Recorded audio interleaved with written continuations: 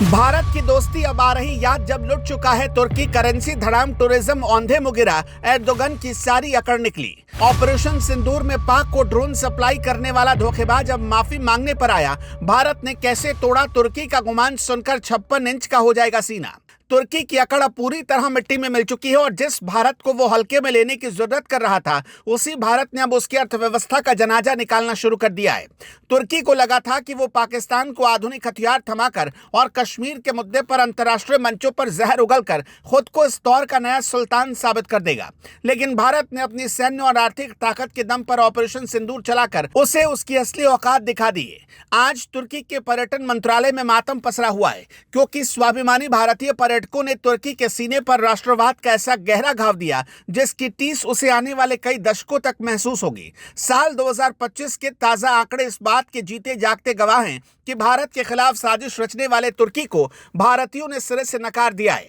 तुर्की जाने वाले भारतीय सैलानियों की संख्या में 25% की गिरावट आ गई है, जो तुर्की के सुल्तान एर्दोगन के घमंड पर एक करारा तमाचा है। आंकड़ों की कड़वी हकीकत देखें तो तुर्की का पर्यटन उद्योग, जो उसकी अर्थव्यवस्था की असली रीढ़ है, वो अब बुरी तरह चरमरा चुका है। साल 2024 में जहां 3,30,985 भारतीय तुर्की की वादियों में गए, साल 2025 में यह आंकड़ा धड़ाम से गिरकर सिर्फ 2.5 लाख पर सिमट गया। लगभग 24.24% की सीधी गिरावट दिखाती है कि भारतीय पर्यटक अब तुर्की को अपनी ट्रैवल लिस्ट से हमेशा के लिए बाहर कर चुके हैं।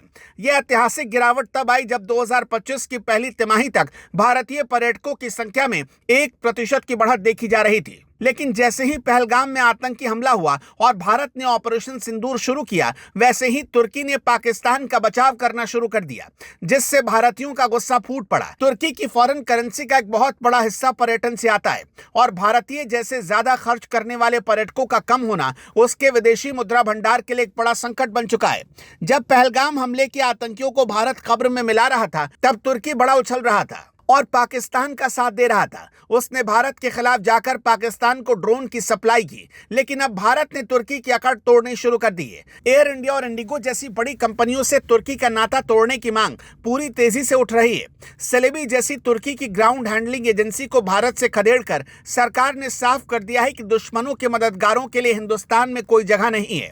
इंडिगो ने तुर्की एयरलाइंस से जो बड़े विमान लीज पर लिए थे, अब उन्हें वापस किया जा रहा है, जिससे तुर्की की एयरलाइंस को मिलने वाला एक बड़ा राजस्व हमेशा के लिए बंद होने जा रहा है। तुर्की की किस्मत अब पूरी तरह भारत के पैरों के नीचे है, क्योंकि अगर भारत ने ठान लिया तो तुर्की को पूरी तरह बर्बाद होने से दुनिया की कोई ताकत नहीं बचा पाएगी।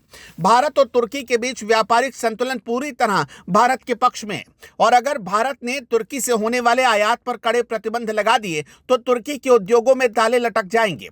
भारत तुर्की से मुख्य रूप से सोना, कीमती धातुएं और भारी मशीनरी खरीदता है, जिसे भारत अन्य मित्र देशों जैसे यूएई या स्विट्जरलैंड से आसानी से बदल सकता है। दूसरी ओर तुर्की भारत के रसायनों, कारों और सिंथेटिक धागों पर पूरी तरह निर्भर है। यदि भारत ने इन बुनियादी चीजों की सप्लाई रोक दी तो तुर्की का कपड़ा उद्योग और ऑटोमोबाइल सेक्टर पूरी तरह ठप पड़ जाएगा, जो उसकी जीडीपी का एक बड़ा हिस्सा है। तुर्की की करेंसी लीरा पहले से ही ऐतिहासिक गिरावट झेल रही है और वहां महंगाई दर आसमान छू रही है, जिससे आम जनता सड़कों पर है। ऐसे नाजुक आर्थिक स्थिति में भारत जैसा विशाल बाजार खोना तुर्की के लिए आत्मघाती कदम साबित हो रहा है। भारत की विशाल निर्माण परियोजनाओं से तुर्की की कंपनियों को बाहर का रास्ता दिखाकर उन्हें अंतर्राष्ट्रीय स्तर पर भीख मांगने पर मजबूर किया जा सकता है। तुर्की की दिग्गज कंपनियां जो भारतीय फर्मों के साथ काम कर रही हैं, उन्हें बाहर निकाला जाना उनके ग्लोबल पोर्टफोलियो को पूरी तरह बर्बाद कर रहा है। इतना ही नहीं, भारत अगर आर्मेनिया और ग्रीस जैसे तुर्की के कट्टर दुश्मनों को ब्रह्मोस जैसी मिसाइलें या पिनाका रॉकेट सिस्टम बड़े पैमाने पर सप्लाई करना शुरू कर दे तो तुर्की के सुल्तान को अपनी सीमाएं बचाने के लाले पड़ जाएंगे। भारत का महज एक छोटा सा इशारा तुर्की के पूरे पर्यटन उद्योग को हमेशा के लिए कब्र में दफन कर सकता है, क्योंकि दुनिया देख रही कि नए भारत से पंगा लेने का अंजाम क्या होता है। तुर्की का डिफेंस एक्सपोर्ट जो पाकिस्तान के भरोसे फल फूल रहा था, उसे भारत अपने स्वदेशी तेजस लड़ाकू विमानों और ध्रुव हेलीकॉप्टर जैसे हथियारों के मार्केट से कुचल कर रख देगा। तुर्की की इकोनॉमी पहले से ही वेंटिलेटर पर है और भारतीय निवेश का खिंचाव उसे सीधे आईसीयू में डाल देगा। भारत के पास आज वो अद्भुत क्षमता है कि वो तुर्की के भीतर चल रहे विद्रोह को वैश्विक स्तर पर समर्थन देकर तुर्की के भूगोल को बदलने की ताकत रखता है। अब वक्त आ गया है कि तुर्की अपनी हर गलतियों पर प्रायश्चित करे और भारत के चरणों चरणों में आकर माफी मांगे, वरना वो दिन दूर नहीं जब तुर्की का नाम सिर्फ इतिहास की पुरानी और धूल भरी किताबों में रह जाएगा। तुर्की ने हमेशा से भारत के पीठ में छुरा घोंपने का काम किया, चाहे वो FATF की मीटिंग हो या संयुक्त राष्ट्र का सर्वोच्च मंच। उसने हर जगह पाकिस्तान के वफादार की तरह बर्ताव किया, लेकिन अब भारत ने अपनी कूटनीति की जंजीरें कस दी हैं। तुर्की की एयरलाइंस को भारतीय आसमान से बेदखल करने की तैयारी उसे आर्थिक रूप से पूरी तरह अपाहिज बना देगी। जब इंडिगो और एयर इंडिया अपने हाथ पूरी तरह खींच लेंगे, तब तुर्की को पता चलेगा कि भारतीय पैसेंजर उसकी एयरलाइन के लिए कितनी बड़ी जीवन रेखा थे। भारत के पास तुर्की को आर्थिक रूप से घुटनों पर लाने के लिए कई शक्तिशाली हथियार हैं, जिनका प्रयोग अब शुरू हो चुका है। तुर्की भारत को जो सोना और पत्थर निर्यात करता है, अगर उस पर भारत भारी सीमा शुल्क लगा दे तो तुर्की के निर्यात क्षेत्र को अरबों डॉलर का सीधा नुकसान होगा। तुर्की का कपड़ा और ऑटोमोबाइल सेक्टर पूरी तरह भारतीय कच्चे माल और रसायनों की सप्लाई पर टिका हुआ है। अगर भारत सप्लाई चेन को रोक दे तो वहां बेरोजगारी का ऐसा सैलाब आ जाएगा जिससे एर्दोगन सरकार संभाल नहीं पाएगी। भारत सरकार तुर्की की कंपनियों को ब्लैकलिस्ट करके उन्हें दुनिया भर के टेंडर से बाहर करवा सकती है, जिससे उनकी वैश्विक साख मिट्टी में मिल जाएगी। पर्यटन और विमानन क्षेत्र पर भारत का प्रहार तुर्की के लिए सबसे घातक साबित हो रहा है। यदि भारत सरकार तुर्की एयरलाइंस के लिए अपने हवाई क्षेत्र को पूरी तरह प्रतिबंधित कर दे तो तुर्की की राष्ट्रीय एयरलाइन कुछ ही महीनों में दिवालिया हो जाएगी। साथ ही रक्षा कूटनीति के मोर्चे पर भारत ने ग्रीस और साइप्रस के साथ हाथ मिलाकर तुर्की की घेराबंदी शुरू कर दी।